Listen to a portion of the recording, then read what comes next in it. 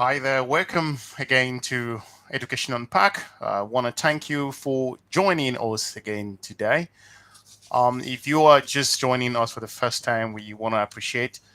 Today, I understand you've been watching my videos with regards to online learning and online studies in a whole lot of different programs and different topics that I've covered over the past couple of months. But today, I just want to thank you for those who are watching. What I'm going to be looking at today is to give you a roadmap as to regards to starting a new year and covering very important topics for those students who are studying online. So I've just put together today those professionals who are planning to commit themselves and starting an online program. So I will be just going straight into covering a few topics, just giving you a broader overview and in terms of your readiness in starting a program with us. I'm open to taking your questions if you have any particular question, if you're studying online at the moment or you intend to study online. I would like to hear from you and you can leave your questions there. I'm able to answer it for you. We can take this live stream up to half an hour or a quarter of an hour, then we can move it to up to 1 hour if time permits. So I will be looking at a few things like searching the university and starting your programs, the things you need to know, preparing yourself to commit yourself to an online studies program, be it a master's, bachelor's, or a PhD program. So it's important for you to know that. That's important for you to also make sure that you are ready to commit yourself. And we'll be talking about some application requirements as just a standard. Institutions may need different certificate and different requirement, but in general, the requirement will be definitely the same. We shall also talk about the time commitment, and we will talk about that's so important for those who are studying online. And we talk about the digital skills also. So I want to thank you for joining us. I appreciate that. So what I'll be looking at today is searching a university. Most people are very concerned about starting a program online. I would say that from my experience working with different professionals and from different backgrounds planning to study online, it is a reality. By the way, I have to first of all apologize that I should have informed the audience that I'll be coming live, but we're going to be doing this over and over in this year, and we will be having sessions that I will take your questions and provide you with free guidance and support. On this channel, we talk more about 100% online studies. So when you're about to start a program, what you need to know is to look around. There are thousands of universities out there who are offering 100% online, distance learning, how you want to call it. This is so important for you to figure out what particular course or module is going to work for you. It also depends on the industry that you are coming into or from where you are coming, what background you have. You want to also put that into perspective. It is important for you to refocus yourself and make those decisions. But before you commit on that, make sure that you find a university that you can not trust, but you've actually do some research yourself to make sure that it's an accredited institution. We've done a lot of videos about accreditation, so we will encourage you to take a look of those videos. Also, it's important for you to do some research yourself. It's vital. By doing that research, you have a clear picture as to what exactly and what institution will meet your needs. With regards to starting an application, we did a video about students who already hold a bachelor's degree and for those who don't have a bachelor's degree. I will just cover that in a very brief manner. First of all, for students who have a bachelor's degree, most of the time they will go into considered as the standard applications for students who already have a degree.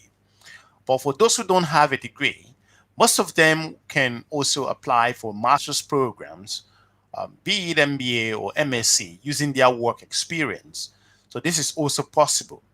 It depends on the university. The work experience could be minimum of 10 years, depending on what institutions you're going in for. Now, let's talk about students who have bachelor's degree. Having a bachelor's degree, depending on the grade point average from which institution, that's also important to note that it's a requirement.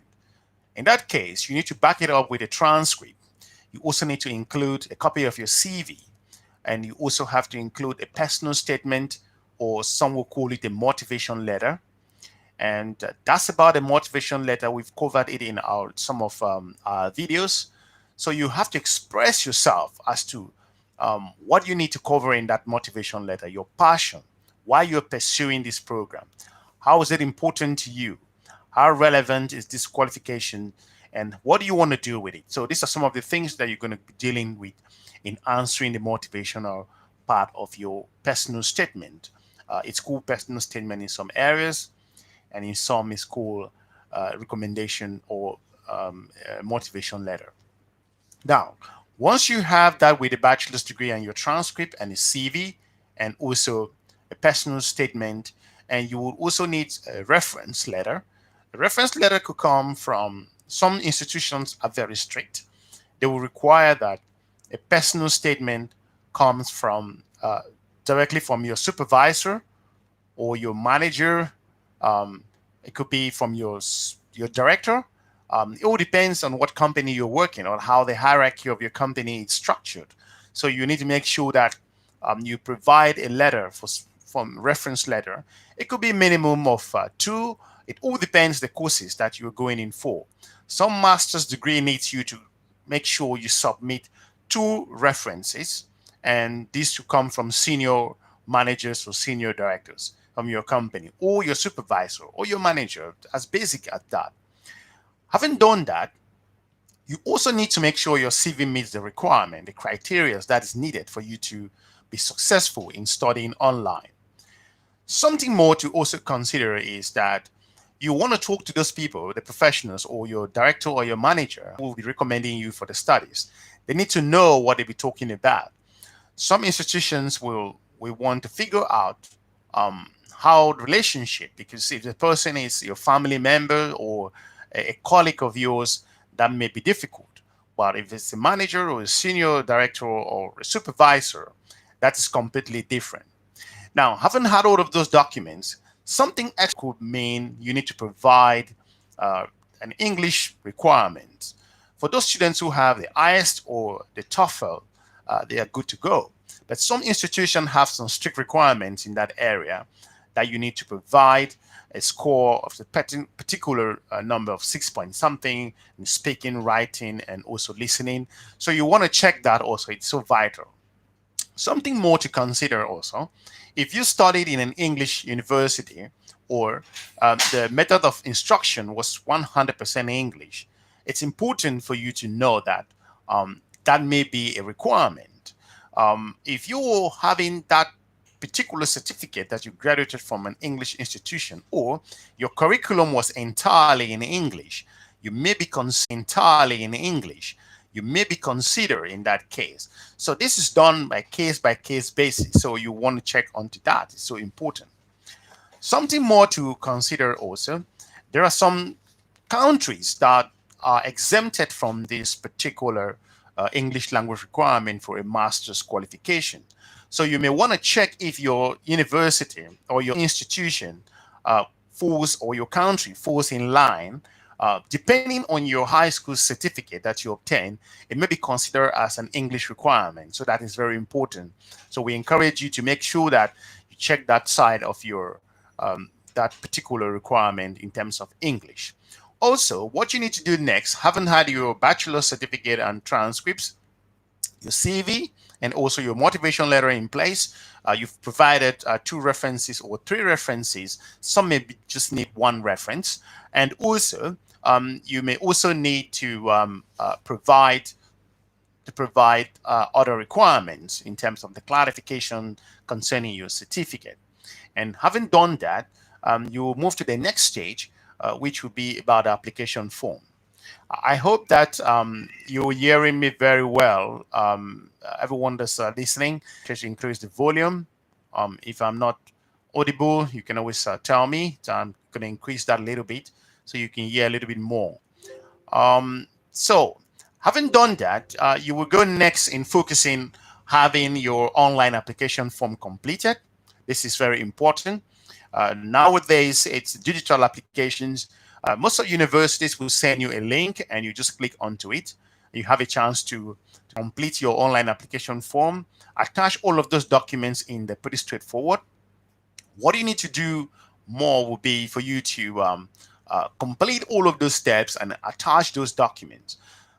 Looking at the application process, some universities may ask you to provide copies of your identification document, depending on the requirements for the admissions. So you want to take that into consideration, and you may provide a copy of your passport. This is basically for not particular regulatory issues, but to meet the requirement, the standards. So once they are being audited, they know very well that they've met those standards. The fact that the program is online doesn't mean it's a walk in the park. So you want to have all of your documents set out as we've just listed walk in the park. So you want to have all of your documents set out as we've just listed out. So we've talked about your introduction into a particular university, and we've talked about the requirements that could vary depending on the program you're going into. This discussion we've just had is for students who already have a bachelor's degree. For students who do not hold a bachelor's degree, what happens is that you're going to be using your work experience, and you need to support your application also with your previous qualification. For example, if you are going to do a master's program in business or a standard MSc degree program, the admissions committee may want to see that you do have some previous experience. Experience is enough. That's very good. However, they may want to also know that you've did some actual previous studies, and that could help your application. And the admissions decision team or the board of admissions could consider your application in that particular area. So it's so important for you to note that. Now, moving forward, you want to submit similar documents, a high school certificate, also your CV should be of a higher standard. Some may need you to provide a minimum of 10 years work experience, especially for students going in for an MBA. They will need to provide a minimum of 10 years work experience. It is so important. You need to provide that length of experience to support your application, because you're going to be studying at the highest level, which will need you to make sure that you can meet those standards. Secondly, you need to provide strong letters of reference. It could come from your direct boss, from your company, or your previous supervisor. You want to check that on how it fits into your particular schedule. Something more to consider, you will also provide your CV motivation letter. Your motivation letter has to demonstrate your personal readiness to be able to be successful in your studies. It is so vital for you to make sure that you have a complete package in terms of your requirements and your readiness. Having had that, you want to also complete the online application form. Experience is so important in online studies. And not every degree program or at the master's level will accept students who are coming with just experience. But in most cases, they will consider your experience as being very, very useful in your taking part in the program. Moving forward now, what happens next is that you're also going to be providing your commitment into the program. By this will mean you should have some level of commitment, having completed that particular requirement. You submit your application, it goes to the board of review, and the admissions team at your university will have that in place, and they will submit it to your to the admissions review board, and they will take a look into it and see that you meet the basic requirement. The fact that it's an online study program, it's of higher standard. It is even difficult, so to say, as compared to the regular studies. It is important for you to put all of your requirements in there and show your determination, because it is very competitive. There are millions of students out there who were studying online. Not everybody got accepted. However, online provide a lot of flexibility and you have a better chance to be able to be successful in your studies. Now, we're going to move to the next thing with regards to you've secured admissions and lucky enough you got your letter of admission sent to you. And what you need to do next, you prepare yourself to have the basic time management skills, what you need. Prior to that, you'll be in touch with your university and they're going to provide you with things like the library access, some relevant information. We've done a video about you also understanding how to secure learning resources and materials for your study. Now, having had that access, you'll have things like your login details we send to you, your student email address, and you can log into the learning area. The learning platform, which is where you participate in class to submit assignment, it's basically a CRM system section where you can log into class. We're going to be doing a video this year about what is the learning management system all about in online learning. The name may be different, but the characteristics and things that are needed into it going to be basically the same. It's not short from you learning where to submit assignment, where to contact your lecturer, how to interact with other colleagues, where to access your library in the classroom, and also how to contact your technical team just in case you have issues. But you can also have areas where you can pay your tuition fee. It is so important. All of these are very exclusive areas that you'll be accessing. But again, as a student of any online university, you have 100% access. So you can do things any time of the day, anywhere around the world. It is so flexible. Something else to cover in that part. Having had all of these, now you are planning to become a student, you want to consider time management. We did a brilliant video on our platform where we talked about time management skills, what is needed. We gave you 10 tips that will help you. We encourage you to check that video. Now, time management is so essential. Master's degree online or bachelor's degree or PhD degree online. Like I said earlier, it's not a walk in the park. It needs a good level of commitment. You need to show your passion. You need to be motivated.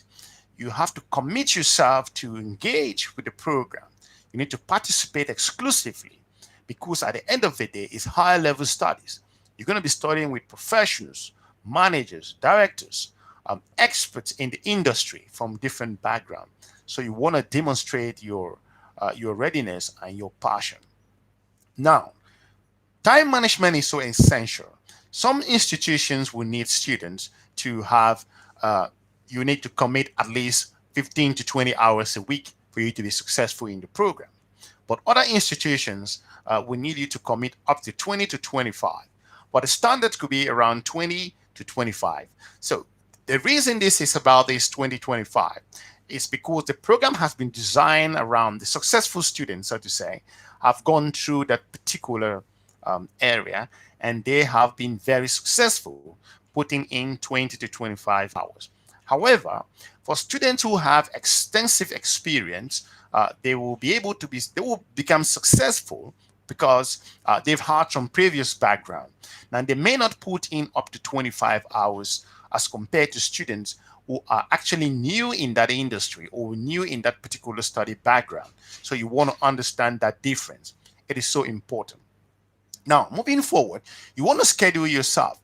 Talking about time management, you want to know when to submit assignment. However, master's degree programs or online studies have very strict deadlines, and some professors are extremely strict. So you want to consider that to being something which you want to avoid, not being caught up in that deadline issue. So you want to find out wherever the where you are living or which country around where you are studying from, you want to make sure that you have a clear understanding as to when you are supposed to submit assignment, when there are deadlines. Online learning is very flexible, depend on your own individual schedule. So we're going to be doing a video about time management to support you, provide you with the guidance on how to navigate this and become very successful. Now, having worked out your particular hours to submit your papers, for example, you don't have to wait until the deadline before you submit your assignment. Most online universities have particular flexible learning periods where you can submit your assignment. It is so important for you to also think on what works for you, because the fact that you are studying online doesn't necessarily mean that you're not going to have live. No, online learning is extremely flexible, but you have to make it work for you. Moving ahead, with regards to, I think that just hang on.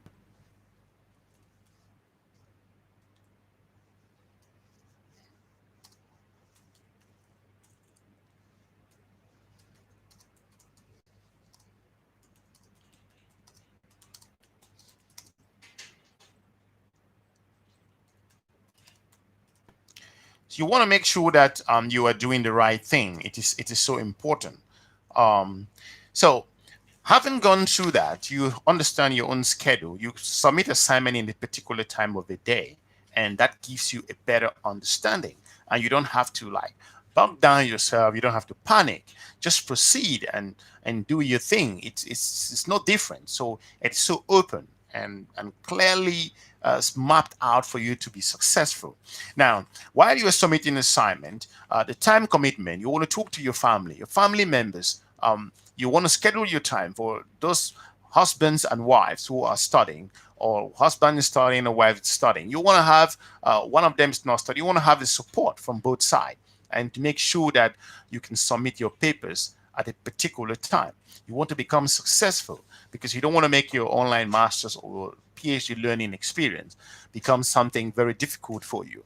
You want to have that flexibility, which you need to reflect, because if you are focused, if you are submitting your assignment at the right time, that will reflect on your results. So this is how nice it should be if you are studying online. Something more to also talk about, your digital skills. The digital skills we are talking here, most students are very worried about their level of digital experience. I will These are two things. There are courses that you need some like data analytics. This is a master's degree that you need some background. However, if it's a conversion master's, if you are working, you have some experience already. You are not supposed to be a digital savvy expert for you to study online or become successful.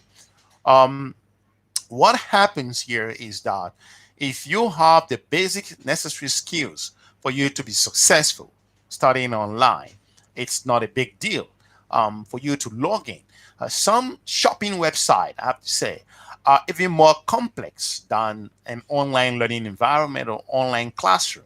So you want to have the basic skills that are necessary, like searching a website, submitting assignment, navigating a shopping card in whatever area that you are in your own personal life. So this online classroom are basically um, detailed and straightforward.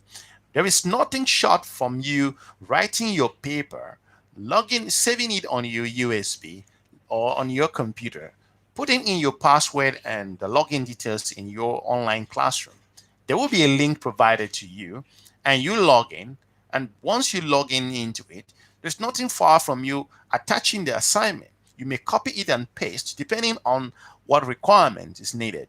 Copy and paste, or you can decide to attach it. If that's an option, then you can go ahead and attach. By attaching that, it goes to your lecturer, and you can interact with other students. You participate in the webinars. You can also work in groups if that course would demand that. So you don't need some kind of expert knowledge in the um, digital skills for you to be successful in studying online. Your basic computer knowledge, it's going to be needed for you to be successful. Again, um, we did a video about studying online, depending on when you have your access to the internet. There are millions of students from different locations from all over the world. We've provided guidance to you based on our platform for you to be successful in studying online. So the digital skills that are needed is not extremely something that you need to be worried about, that you're not going to be successful, or you're going to be worried about your performance. This is also important. Having done that, having under your particular digital skills, if you've got questions, you can drop a question to the bottom of this video, so I'm able to respond to that. You can send us an email to if you have a particular question. We can address that as always. Now, in terms of your grading, let's say you've started your program, you're going to be graded, of course. You should be graded every week. Could be every 2 weeks, depending on the institution. So you want to find this out. You want to talk to your course advisor. You want to talk to your education consultant. You want to talk to the course manager. You want to talk to different people just to have this understanding. By that, I mean you'll be graded every week or every month, or depending on every quarter, depending on what particular program you are into, and you'll be assessed. There are weeks or months that you're going to be performing low. Some weeks you perform really well. So it all depends. So it's not going to be like you're having an A all the time.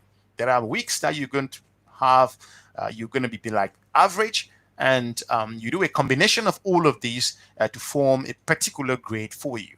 So you have to be flexible in that part. Once you receive your feedback from your lecturer, having submitted your assignment, what happens is you'll be able to see the areas that you need to improve on, and your lecturer will give you some notes in that part and tell you in terms of your writing skills, the areas you are lacking into, maybe in your research areas, the way you present your paper, the way you kind of like some students write in using capital letters. It's like you're shouting in the classroom. So this should be avoided. So that's the reason why you get a feedback from your lecturer or your professor. Now you're going to be pointed in those areas. They will give you feedback and support you as you move forward. Most of the questions that come, you have access to the online library. You also need to use your own experience, and your background is very useful, and you want to apply those techniques into your studies.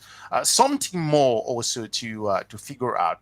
Having done that, that happens, the cycle it continues until you're going to be graduating from your institute, from your program, and you can plan to having done that.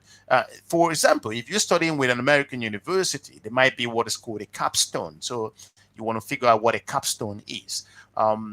This is basically in a nutshell. It is like a combination of everything you've studied at the end. Then you're going to come out with a particular paper, or all the courses you've done. You come out with some particular research area where you will be able to justify all of your learning in the past 6 months or 1 year or 2 years. Of course, most master's degree will be 1 year, 1.5 year in your studies. Some will be 2 years. 2 years is basically standard in some schools. Now, having done that, it is so important for you to know that once you receive all of that feedback, then you can improve yourself. You can understand how to approach your future questions. Also, it is another thing we can cover in this. I'm giving you a roadmap as to how the online works from start to finish. We haven't talked about support. There's extremely huge number of support areas that's available for online learning. Each institution's got their own approach, and they've got their own advisors and techniques on how to support their students. They have student support managers. They have education consultants along the way. We've done a video about that, so you may want to check that. To break it down finally, as we approaching the end of our live stream, what happens is after you've done that, if you are studying with a British university, you're going to have a chance to submit a research paper. Some will call it a dissertation, some will call it a thesis. It all depends on which country you are studying with. So you got to come out with a research document that support your particular research area to submit it for your master's degree. If you are being sponsored by your company, there is something I want to point out here. You may want to ask your company if they can give you access to the data that they have, or you want to talk about your research linking your company. Some companies are hesitant in doing so because if you're working for a sensitive company, then they may not want to provide you with enough data to do your research. So you want to find that out. But again, you can always come up with your own topic, your own particular area. That's going to help you. Now, having done that, you've gone through that, submit your research paper, and it's approved by the committee. You're going to be having a dissertation supervisor or thesis supervisor who's going to work with you to support you through the whole process until you graduate. And once you graduate, you will receive a confirmation to that you've submitted, you've met the requirement, you've satisfied the requirement for the Senate or whatever decision making committee for your master's degree, and you've been awarded XYZ qualification. In that case, you can choose to attend your graduation. Most universities, looking at the COVID at the moment, might be difficult, but things going to get better, hopefully, in the future. Once that get better, you should attend your graduation. Most institutions will choose to ask you to attend your graduation. And it's a great experience for you to attend your graduation in person.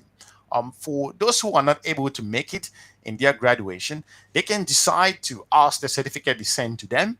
And once the certificate is sent to them, they are able to have that in place. I think I apologize with the lightning. I think it's we're having some issues. It's not really like clear enough. Hopefully, you can hear my voice pretty clearly, and we would improve on that lightning part in our subsequent videos.